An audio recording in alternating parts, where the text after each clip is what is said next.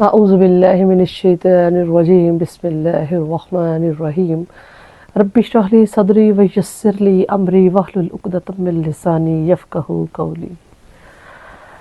آج بہت عرصے کے بعد جو ہے وہ دوبارہ سے اللہ رب العزت نے یہ موقع دیا ہے۔ بس گھر کے کچھ مسائل تھے، بچے ٹھیک نہیں تھے، تو اس لیے جو ہے وہ آپ سے رابطہ نہیں کر سکی۔ تو اب جو ہے ہم دوبارہ سے اسی سلسلے کو دوبارہ شروع کرتے ہیں۔ آج کا جو ہمارا موضوع ہے وہ ہے استقبال رمضان، کہ رمضان المبارک کا استقبال جو ہے وہ ہم کیسے کریں۔ اللہ پاک قرآن پاک میں ارشاد فرماتے ہیں شہر رمضان الذی انزل فیہ القرآن، کہ اللہ رب العزت نے اس مہینے میں قرآن پاک کو نازل کیا۔ کیوں نازل کیا آگے خود ہی بتا دیا۔ ہدی للناس، کہ ہدایت ہے لوگوں کے لیے، وبینات من الہدی وبینات من الہدی والفرقان، اور ہدایت اور رہنمائی ہے اور فرق کرنے والی کتاب ہے یہ، کس کے درمیان؟ حق اور باطل کے درمیان۔ آپ نے بھی بہت رمضان کے بارے میں سبھی کو علم ہے، پڑھتے ہیں ہم، شروع بچپن سے ہی دیکھتے آ رہے ہیں۔ رمضان میں روزے رکھتے ہیں، رات کو تراویح پڑھتے ہیں، عبادات کرتے ہیں، اور جتنی بھی بن پڑتا ہے ہم سے، ہم اللہ رب العزت کو راضی کرنے کی بھرپور کوشش کرتے ہیں۔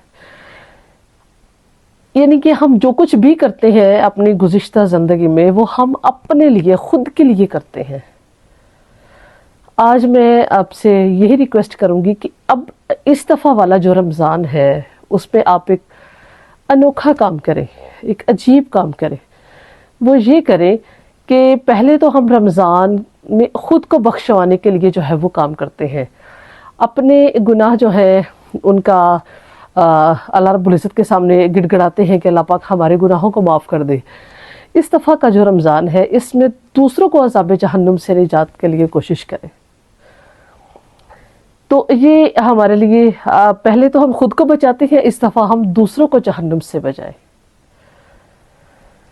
ویسے تو اللہ رب العزت نے کہا ہے ہمیشہ، یعنی کہ یہی دعا کریں کہ اپنے آپ کو اور اپنے گھر والوں کو آگ سے بچاؤ، اپنے آپ کو، اپنے گھر والوں کو، اپنے ارد گرد کے لوگوں کو، بلکہ پوری امت کو، جہاں تک آپ سے بن پڑے ان سب کو عذاب جہنم سے نجات کے لیے جو ہے وہ کوشش کریں۔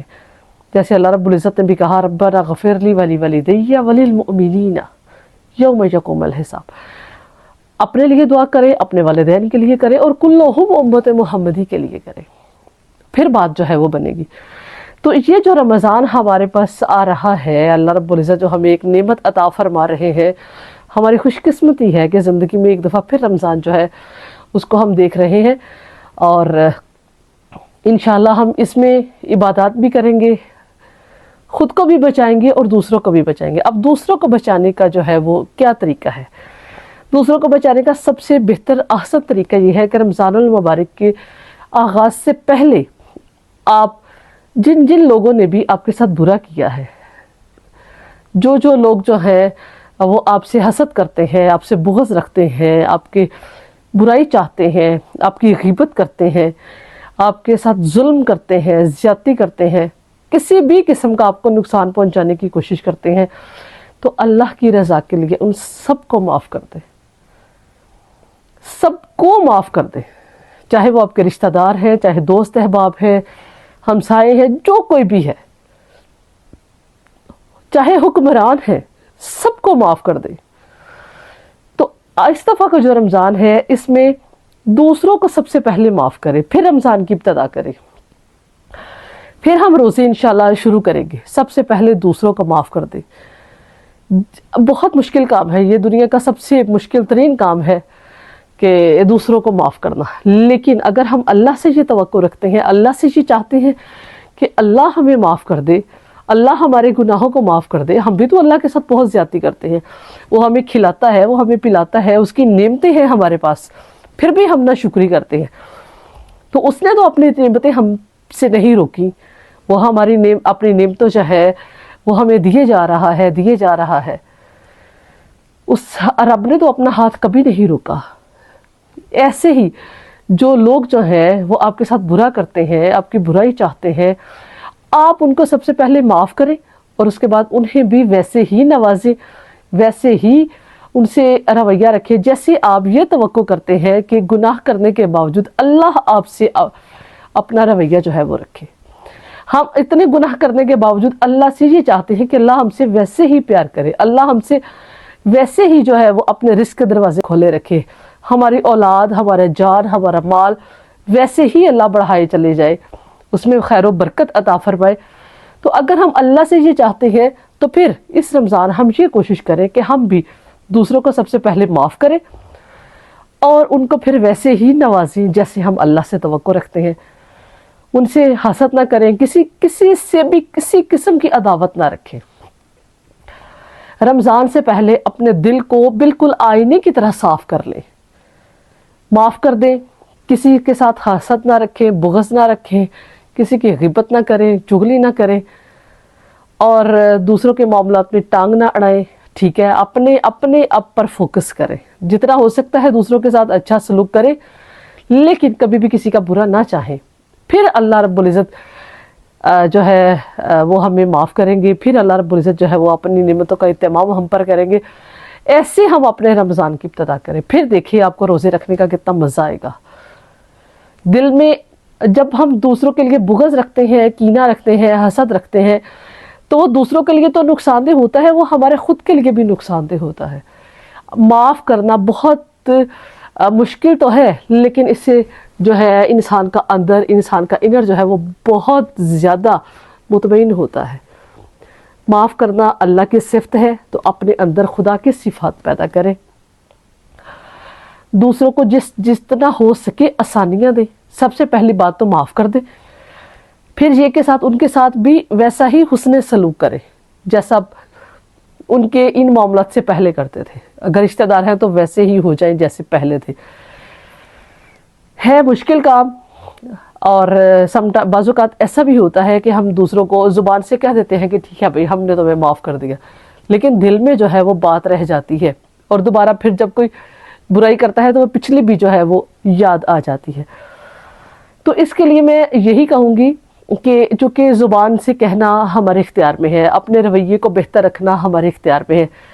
دل میں جو چیز ہے کہ ہم دل جو ہے وہ اس چیز پر ڈٹا رہتا ہے یا اڑا رہتا ہے، کوشش تو کریں اس کو جو ہے وہ مطمئن کرنے کی، لیکن اگر نہیں ہوتی تو دل کا معاملہ اللہ پہ چھوڑ دیں۔ آہستہ آہستہ وقت گزرنے کے ساتھ ساتھ اللہ رب العزت اس کو خود بخود آپ کے ذہن سے، آپ کے دل سے زائل کر دیں گے۔ اور ویسے بھی دل پر تو اللہ پاک کوئی مواخذہ نہیں کرتے، دلوں کے جو معاملات ہیں ان پر تو اللہ ہم سے پوچھ گچھ نہیں کریں گے، اس لیے دل اللہ کے سپرد، لیکن آپ بظاہر جو ہے انہیں معاف کریں اور اپنے جو معاملات ہیں ان کے ساتھ حسن سلوک سے دوسروں کے ساتھ پیش جائیں۔ دوسرے نمبر پر جتنا ہو سکے دوسروں کو آسانیاں دیں۔ اس رمضان میں جو آپ کے گھر میں کام کرتے ہیں، آپ کے پاس ملازم ہیں، اگر آپ کوئی کاروبار کرتے ہیں تو آپ کے ماتحت جتنے لوگ کام کرتے ہیں، دفاتر میں ہے تو جتنے لوگ آپ کے ماتحت ہیں، ان سب کو جس قدر ہو سکے آسانی دیں، روپے پیسے سے آسانی دیں، اور نہیں ہو سکتا تو زبان سے ان کی تعریف کریں اور ان کا کام جو ہے ان کو ہلکا کرنے کی کوشش کریں۔ تو خود کے آپ کے ملازمین جو آپ کے ماتحت لوگ ہیں ان کے ساتھ اچھا سلوک کریں، حسن سلوک کریں، اور رمضان المبارک میں جتنی آپ انہیں دے سکتے ہیں پیسے کے لحاظ سے اور راشن کے لحاظ سے، آپ کو اچھے سے بات جو ہے وہ ماشاءاللہ پہلے بھی سبھی لوگ کرتے ہوں گے جتنا بن پڑتا ہے، لیکن اس رمضان میں اپنی استطاعت سے بڑھ کے کرنے کی کوشش کریں۔ جو پیسے ہم نے جوڑ کے رکھے ہوئے ہیں وہ پڑے رہ جائیں گے، وہ ہمارے کسی کام نہیں آئیں گے۔ اگر ہم آج مر گئے تو کل کو جو ہے وہ پیسے ہمارے لیے بیکار ہیں، تو جو پڑا رہے گا وہ ضائع ہو جائے گا، جو بانٹا جائے گا وہ بچ جائے گا، اللہ اس کا اجر و ثواب کبھی بھی ضائع نہیں کریں گے۔ تیسرے نمبر پر جو دکاندار حضرات ہیں، ہمارے پاکستان میں بہت جو ہے وہ ایک رواج ہے کہ جیسے ہی رمضان آتا ہے ہر چیز کی قیمتیں جو ہے وہ بڑھ جاتی ہیں، بجائے اس کے کہ قیمتیں جو ہے وہ کم کی جائیں، قیمتیں جو ہے وہ بڑھا دیتے ہیں اور وہ غریب آدمی کی پہنچ سے دور ہو جاتی ہیں۔ تو اگر کوئی دکاندار حضرات میری بات سن رہے ہیں اور خواتین بھی اگر سن رہی ہیں تو وہ اپنے شوہر حضرات سے، اپنے بھائیوں سے، اپنے والدین، اپنے باپ سے جو بھی کاروبار کر رہے ہیں، پھلوں کا، سبزی کا، جیسے بھی ہے، یا کوئی ان کی دکانیں ہیں اشیاء خرد و نوش کی، تو اس میں جو ہے انہیں بتائیں، انہیں اس بات پر اصرار کریں کہ رمضان کے احترام میں آپ جتنا ہو سکتا ہے چیزوں کی قیمتیں کم کر دیں، جتنا آپ سے بن پڑتا ہے۔ یہ رمضان کا احترام ہے کہ آپ لوگوں کو جو ہے وہ آسانی دیں، تاکہ وہ رزق جو ہے وہ سب میں بٹ سکے، سب آسانی سے اس کو خرید سکے۔ تو جتنا ہو سکتا ہے وہ ہم ضرور کریں۔ رمضان میں کیا ہوتا ہے، سبھی کہتے ہیں جی آپ ہمیں عیدی نہیں دیں گے، جو گوشت ہے وہ اگر 2500 کا ہے تو عید پہ وہ 2700 کا ہو جائے گا، بھی 200 کیا ہے، بھی ہماری عیدی ہے۔